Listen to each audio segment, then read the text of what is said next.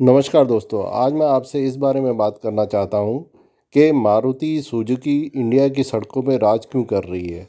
और साथ ही वीडियो के अंत में आपको एक ऐसी चीज़ बताऊँगा, अगर आप मारुति की कोई व्हीकल रखते हैं तो आप उसकी सर्विस में अपनी कॉस्ट कैसे बचा सकते हैं बिना सर्विस को वाइड करे हुए, बिना वारंटी वाइड करे हुए।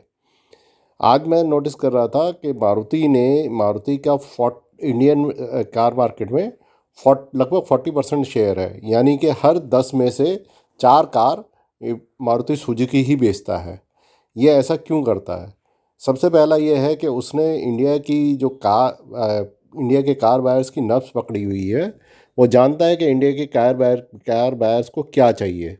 एक ऐसी गाड़ी जो सस्ती हो, सुंदर हो, टिकाऊ हो और लो कॉस्ट हो, जो उसमें उसको मैक्सिमम एवरेज दे सके। उसको जब सर्विस कराने जाए तो उसको सस्ता करे।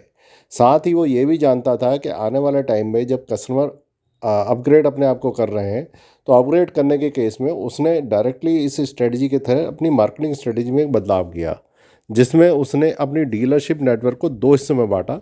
एक अरीना, जिसमें वो अपनी लोअर सेगमेंट की गाड़ी बेचती है, जैसे ऑल्टो हो गई, वैगनार हो गई, स्विफ्ट हो गई, डिज़ायर हो गई, ब्रेजा जैसी गाड़ियों को वो बेचती है।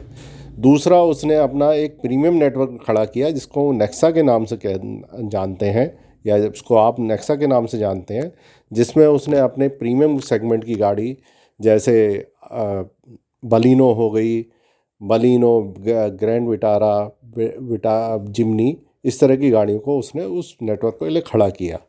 साथ ही वो उसको पता था कि आने वाले टाइम पे जब कस्टमर अपग्रेड करेगा तो वो ऐसी कुछ जगह चीज़ों से हटना चाहेगा। इसके अलावा जो उसकी दूसरी स्ट्रेटजी में सबसे बड़ी स्ट्रेटजी ये रही, उसने साथ ही डीलरशिप नेटवर्क के साथ अपने वर्कशॉप के नेटवर्क को भी तीन हिस्सों में बांटा। सबसे जो कॉस्टली पार्ट है उनका नेक्सा है। नेक्सा की जो कॉस्टिंग होती है, अगर आप वर्क सर्विस कराने जाएँ तो नेक्सा में सबसे ज़्यादा सर्विस चार्ज होता है। उसके बाद थोड़ा लोअर सेगमेंट में जाते हैं अरीना, अरीना का थोड़ा उससे कम।